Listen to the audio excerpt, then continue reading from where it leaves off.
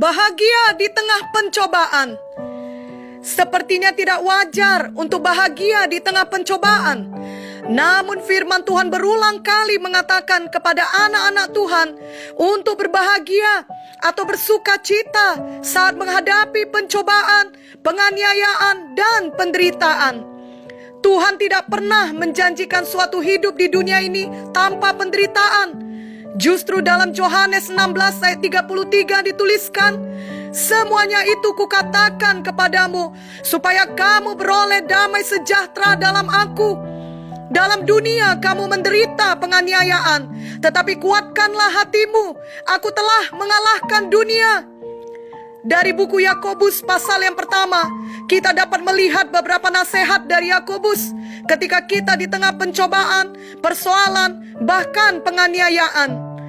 Yakobus 1 ayat 1 berkata, salam dari Yakobus, hamba Allah dan Tuhan Yesus Kristus, kepada kedua belas suku di perantauan. Di sini dituliskan Yakobus adalah hamba Tuhan yang menulis kepada kedua belas suku dalam perantauan. Sungguh suatu perkenalan yang sederhana dan biasa saja mengenai diri Yakobus. Walau sebenarnya Yakobus yang menulis kitab ini bukanlah orang biasa pada umumnya. Yakobus adalah saudara Tuhan Yesus. Dia anak dari Maria dan Yusuf. Setelah hari Pentakosta dan kenaikan Tuhan Yesus, Yakobus menjadi pemimpin gereja di Yerusalem. Gereja Tuhan di Yerusalem pada waktu itu bertumbuh pesat dari 120 orang menjadi 3.000 orang percaya, menjadi 5.000 orang percaya, dan bertumbuh terus. Namun pertumbuhan itu juga mengundang banyak masalah. Terjadi penganiayaan yang hebat terhadap mereka, termasuk ketika Stefanus mati dibunuh, dilempari dengan batu. Dalam Kisah 8 ayat 1 dituliskan mengenai kisah ini. Saulus juga setuju bahwa Stefanus mati dibunuh. Pada waktu itu mulailah penganiayaan yang hebat terhadap jemaat di Yerusalem. Mereka semua, kecuali rasul-rasul, tersebar ke seluruh daerah Judea dan Samaria. Jadi kita bayangkan anak-anak Tuhan pada masa itu menghadapi aniaya yang sangat hebat. Mereka semua tersebar ke sana kemari. Dan tentunya Yakobus tidak dapat mengumpulkan mereka dengan siaran online seperti yang banyak kita lakukan di zaman sekarang ini. Yakobus tidak dapat lagi menjumpai mereka dan mengunjungi mereka ke rumah mereka, sebab mereka semua sudah pergi menyelamatkan diri mereka ke berbagai daerah. Mungkin ada yang pindah rumah, mungkin ada yang bersembunyi di rumah famili di kota lain, mungkin ada yang kehilangan pekerjaan karena mengalami aniaya, dan banyak lagi hal lainnya. Yakobus tidak dapat meletakkan tangannya satu persatu kepada mereka dan mendoakan mereka. Namun Yakobus melakukan apa yang dapat ia lakukan. Ia menulis surat kepada mereka yang tersebar ini. Dalam Yakobus 1 ayat 2, hal pertama yang diajarkan Yakobus adalah, saudara-saudaraku, anggaplah sebagai suatu kebahagiaan apabila kamu jatuh ke dalam berbagai-bagai pencobaan. Kita harus belajar untuk memandang semua pencobaan yang kita alami, termasuk di dalamnya memandang semua persoalan dan penderitaan dari sudut pandang atau dari cara pandang Tuhan. Semua kita setuju bahwa saat kita di tengah persoalan, itu bukan saat yang menyenangkan. Namun bila kita mau dibentuk oleh Tuhan, maka semua proses yang kita alami di tengah penderitaan tersebut dapat menghasilkan karakter Kristus dalam kita.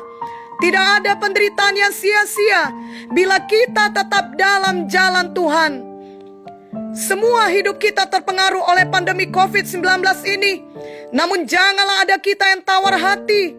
Marilah kita ingat bahwa Tuhan sendiri sudah mengingatkan kita dalam Yohanes 16 bahwa selama kita hidup di dunia ini pasti ada persoalan. Dan dalam Yakobus 1 ayat 2 kita diingatkan untuk bahagia di tengah persoalan. Mengapa kita bisa tidak tawar hati dan justru berbahagia saat kita di tengah persoalan, atau saat kita menderita, atau saat kita dianiaya, padahal kita tidak tahu kapan itu berhenti? Karena kita tahu janji Tuhan bahwa pada akhirnya Tuhan pasti menang. Dan kita ada di pihak Tuhan, berarti kemenangan adalah milik kita juga. Jika kita menonton suatu film misteri atau film heroik atau film perang di DVD player, lalu di tengah film kita sampai pada adegan di mana orang yang baik atau pahlawan kita sedang dalam bahaya, dan kelihatannya dia akan mati atau dia akan kalah. Lalu kita tidak sanggup melihatnya, namun kita mau tahu akhirnya. Maka dengan mudah kita dapat menekan tombol forward di remote DVD kita, dan adegan itu akan maju sampai ke bagian di mana kita inginkan. Bahkan dapat dimajukan sampai ke bagian akhir, di mana biasanya film itu akan dimenangkan oleh orang baik atau oleh pahlawan dalam film itu. Akhir ceritanya adalah baik, yakni kemenangan. Matius 5:10-12 menunjukkan bagaimana akhir cerita kita, sehingga kita dapat berbahagia walau kita sangat menderita, karena kita mengikut Tuhan. Marilah kita membacanya. Berbahagialah orang yang dianiaya oleh sebab kebenaran, karena merekalah yang ampunya kerajaan sorga.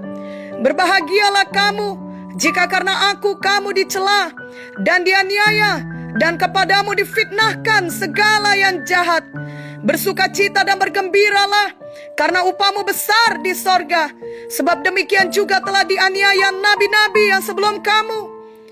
Akhir ceritanya adalah kita memiliki upah yang besar di sorga. Itu sebabnya kita dapat berbahagia di tengah semua penderitaan, bahkan aniaya. Termasuk di tengah semua pencobaan yang terjadi pada kita karena pandemi virus COVID-19 ini, kita dapat tetap berbahagia karena kita dapat melihat jauh ke depan dengan iman. Kurang lebih seperti menekan tombol forward. Kita percaya kelak semuanya akan membawa kebaikan bagi kita. Yakobus menjelaskan kebaikan apa yang terutama terjadi kepada anak-anak Tuhan di tengah pencobaan, khususnya kepada jemaat Tuhan yang tersebar pada waktu itu disebabkan aniaya, tapi juga berlaku bagi kita di zaman sekarang ini di tengah pandemi virus COVID-19. Marilah kita baca Yakobus 1 ayat 3-4. Sebab kamu tahu bahwa ujian terhadap imanmu itu menghasilkan ketekunan, dan biarkanlah ketekunan itu memperoleh buah yang matang, supaya kamu menjadi sempurna dan utuh dan tak kekurangan suatu apapun. Ketekunan hanya bisa dihasilkan bila kita menang terhadap ujian kehidupan. Bila tidak ada ujian, bila tidak ada penderitaan yang terus-menerus, bila tidak ada persoalan yang datang, maka tidak akan ada ketekunan. Roma 5:3-4 mengatakan, dan bukan hanya itu saja, kita malah bermegah juga dalam kesengsaraan kita, karena kita tahu bahwa kesengsaraan itu menimbulkan ketekunan, dan ketekunan menimbulkan tahan uji, dan tahan uji menimbulkan pengharapan. Kesengsaraanlah yang menimbulkan ketekunan. Namun banyak anak Tuhan suka mengeluh karena mau segera dibebaskan dari kesengsaraan tanpa belajar apapun di tengah prosesnya. Hidupnya tidak berubah, karakternya tidak berubah, cara pikirnya tidak berubah, tidak ada pertobatan atau perubahan apapun. Janganlah kita biarkan kesengsaraan yang datang menjadi sia-sia. Marilah kita mau dibentuk Tuhan. Marilah kita menjadi anak Tuhan yang bertumbuh dewasa, yang memiliki ketekunan, seperti yang dikatakan oleh firman Tuhan.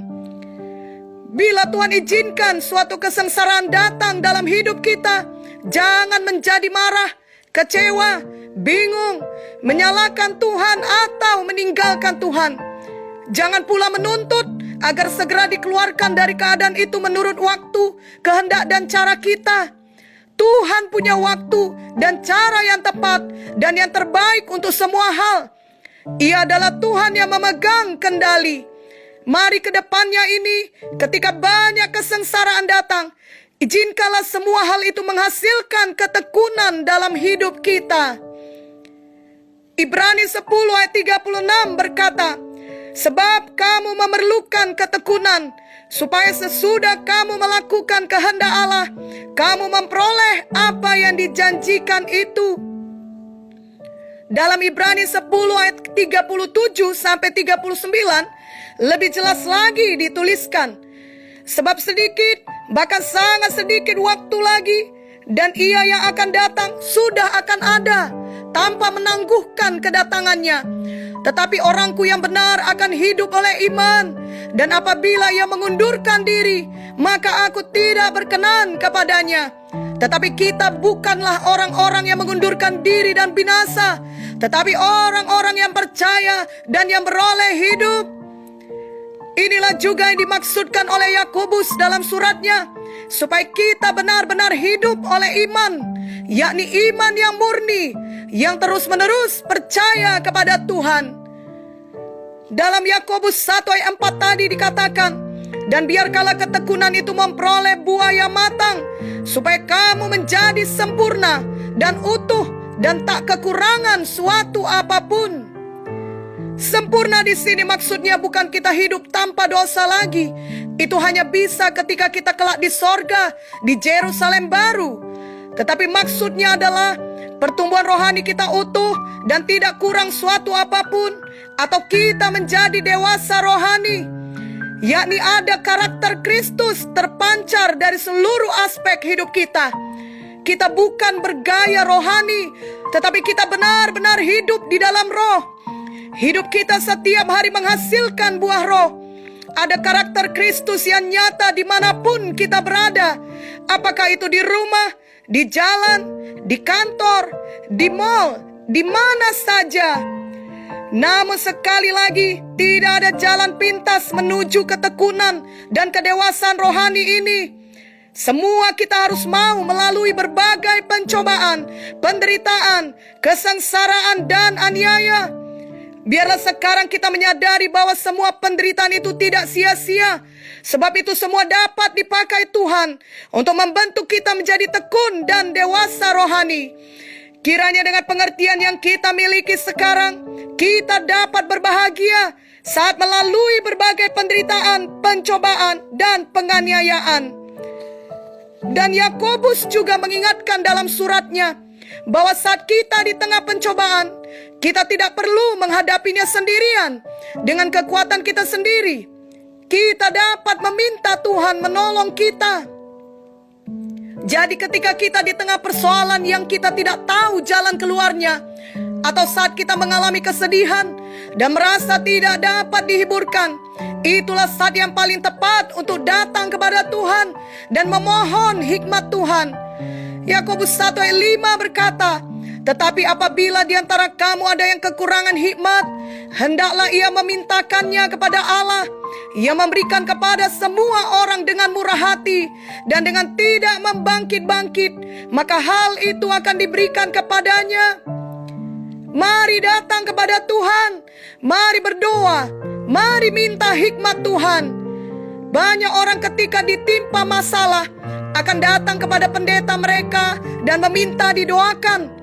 Walau itu adalah hal yang baik, namun sayangnya ketika pendeta itu bertanya kepada mereka, apakah mereka sudah mencari wajah Tuhan akan masalah mereka tersebut, atau adakah mereka sudah berdoa memohon hikmat Tuhan untuk menolong mereka, kebanyakan mereka akan salah tingkah atau senyum-senyum saja, atau berjanji nanti setelah didoakan barulah mereka akan berdoa langsung kepada Tuhan. Beberapa orang akan jujur menjawab bahwa mereka sebenarnya belum pernah bersungguh-sungguh hati datang kepada Tuhan untuk memohon hikmat dari Tuhan. Marilah kita datang kepada Tuhan. Tuhan kita adalah Tuhan yang baik. Dalam Yakobus 1 ayat 17 dituliskan, setiap pemberian yang baik dan setiap anugerah yang sempurna datangnya dari atas, diturunkan dari Bapa segala terang. Padanya tidak ada perubahan atau bayangan karena pertukaran. Tuhan memberikan yang baik kepada kita. Hikmat yang diberikannya adalah hikmat yang baik untuk hidup kita. Tuhanlah sumber hikmat. Ayub 28 ayat 20 dan 23 menuliskan, hikmat itu dari manakah datangnya? Atau akal budi di manakah tempatnya? Allah mengetahui jalan ke sana. Ia juga mengenal tempat kediamannya. Amsal 2 ayat 6 berkata, karena Tuhanlah yang memberikan hikmat, dari mulutnya datang pengetahuan dan kepandaian. Jangan takut atau ragu meminta kepada Tuhan, karena Tuhan kita adalah Tuhan yang murah hati. Yakobus 1 ayat 5 tadi mengatakan, tetapi apabila di antara kamu ada yang kekurangan hikmat, hendaklah ia memintakannya kepada Allah, yang memberikan kepada semua orang dengan murah hati dan dengan tidak membangkit-bangkit, maka hal itu akan diberikan kepadanya. Marilah kita menjaga hati kita tetap bersuka cita di tengah semua persoalan dan penderitaan yang kita alami. Dan mari kita meminta hikmat dari Tuhan dengan iman. Janganlah kita bimbang.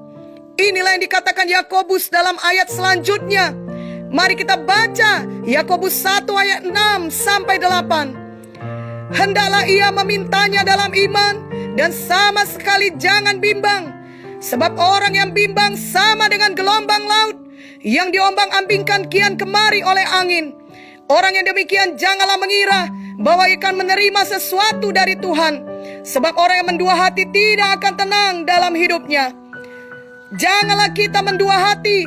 Sebentar bahagia, sebentar tidak. Sebentar yakin, sebentar tidak. Sebentar beriman, sebentar bimbang. Mari kita buat keputusan sejak saat ini untuk benar-benar percaya kepada Tuhan Yesus. Kita tetap percaya bahwa di tengah semua persoalan, Tuhan Yesus memegang kendali. Kita percaya Tuhan akan memberikan hikmat-Nya bagi kita saat kita memintanya dengan iman. Dan kita memilih untuk tetap berbahagia dan bersuka cita di tengah semua persoalan dan penderitaan yang kita alami karena mengikut Tuhan Yesus. Jadi dari firman Tuhan kita belajar bahwa dalam setiap penderitaan, persoalan dan aniaya yang terjadi, ada jaminan kita akan menang. Dan semua itu dapat menimbulkan ketekunan dan membawa kedewasaan rohani. Dan saat kita mengalami pencobaan, kita dapat meminta hikmat dari Tuhan. Lalu kita semakin mengerti untuk berjalan dalam hikmat Tuhan setiap hari. Dan juga ada upaya yang kekal menanti kita. Setan mau kita melupakan semua hal yang luar biasa ini, sehingga kita tidak mampu lagi berbahagia di tengah persoalan dan penderitaan. Janganlah kita terima tipu daya setan. Mulai saat ini, ingatkanlah diri kita terus-menerus akan upah yang kekal yang menanti kita kelak. Yakobus juga menuliskan mengenai hal ini dalam ayat selanjutnya. Mari kita baca Yakobus 1 ayat 12. Berbahagialah orang yang bertahan dalam pencobaan, sebab apabila ia sudah tahan uji, ia akan menerima mahkota kehidupan yang dijanjikan Allah kepada barang siapa yang mengasihi Dia. Marilah kita semua bertahan, tetap setia, dan tahan uji di tengah semua penderitaan yang kita alami. Biarlah kita menjalaninya dengan hati yang bersuka cita, karena kita tahu kelak kita akan menerima upah yang kekal, yakni mahkota kehidupan. Dan kelak mahkota itu juga akan kita persembahkan kepada Tuhan Yesus yang kita kasihi. Tuhan Yesus adalah segalanya bagi kita. Hanya dekat Tuhan Yesus saja kita tenang. Seorang hamba Tuhan pernah berkata, dimanapun aku berada, jika Yesus bersamaku, itulah sorga bagiku. Bahkan jika sekalipun aku di neraka, jika Yesus di sana, itulah sorga bagiku. Yang ia maksudkan adalah seburuk apapun situasinya, tempatnya, keadaannya, jika Tuhan Yesus ada bersamanya, semuanya akan baik-baik saja. Semuanya itu akan terasa indah seperti di sorga. Kiranya kita juga selalu menyadari kehadiran Tuhan Yesus di dalam hidup kita. Di tengah semua pandemi COVID-19, di tengah semua persoalan dan penderitaan yang kita alami.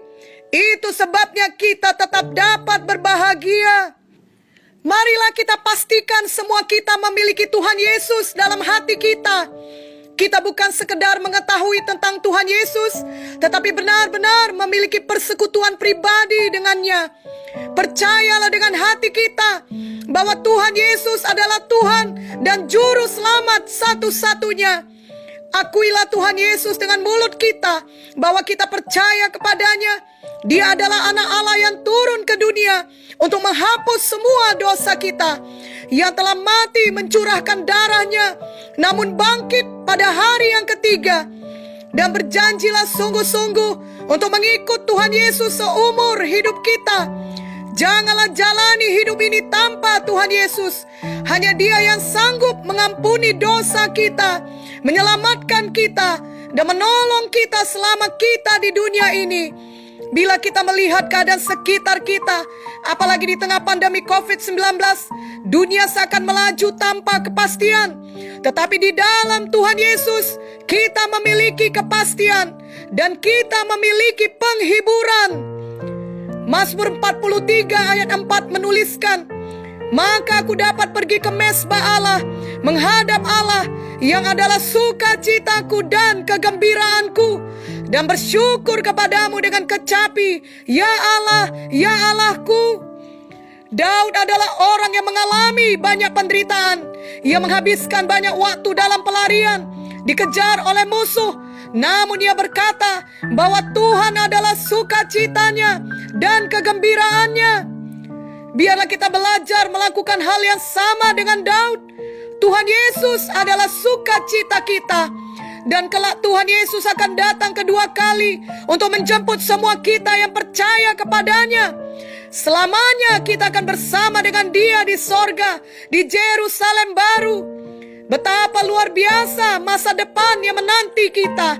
Mari kita bersuka cita sejak saat ini, di tengah semua persoalan, penderitaan, penganiayaan yang melanda kita silih berganti selama kita masih hidup di dunia ini. Tuhan Yesus lebih dari cukup bagi kita. Tuhan Yesus adalah segalanya bagi kita. Tuhan Yesus adalah kegembiraan kita. Amin.